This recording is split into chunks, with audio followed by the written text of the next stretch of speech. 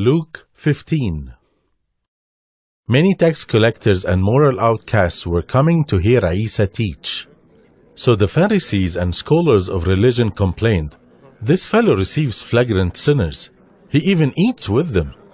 So Isa told them this parable. Suppose someone you know has 100 sheep and one of them gets lost. What will he do? Won't he leave the 99 in the field and search for the lost one until he finds it? And when he finds it, he puts it on his shoulders rejoicing. Upon arriving home, he calls together his friends and neighbors saying, "Rejoice with me, I found my lost sheep." I'm telling you, there's likewise more joy in heaven over one repentant sinner than over 99 righteous people who don't need to repent.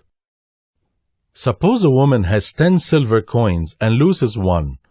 Won't she light a lamp, sweep her house, and search carefully until she finds it?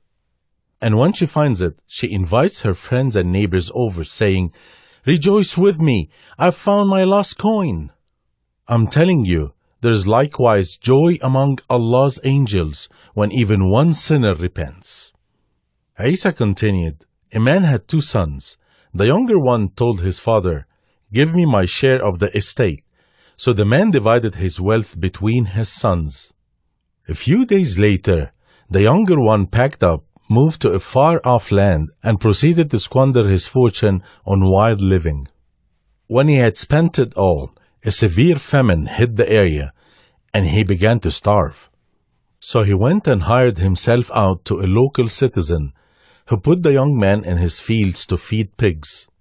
And he got so hungry, he could have filled up even on the bean pods eaten by the pigs.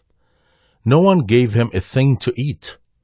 When he finally came to his senses, he said to himself, "All my father's hired servants have more than enough food, but here I am, dying of hunger. I'm leaving. I'll return to my father and say to him, 'Father, I've sinned against heaven and against you. I'm no longer worthy to be your son. Please, just hire me as one of your servants.'" So he got up and went back to his father. But while he was still a way off, his father saw him approaching. Filled with deep love, he ran to his son, held him tightly, and kissed him.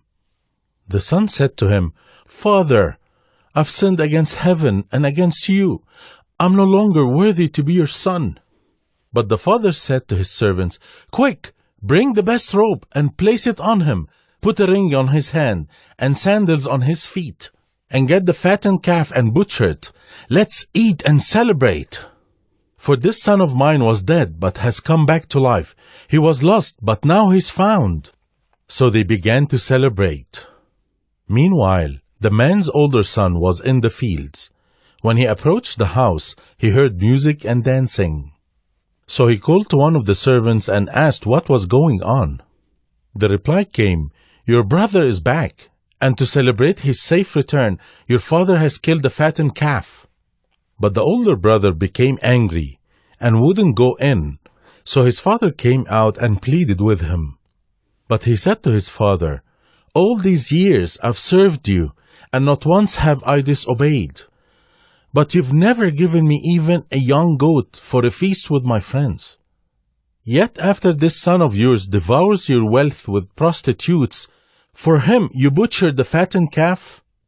His father said to him, "Son, you've always stayed with me, and all I have is yours. But we had to celebrate and rejoice. Your brother, once dead, has come back to life. He was lost, but now he's found."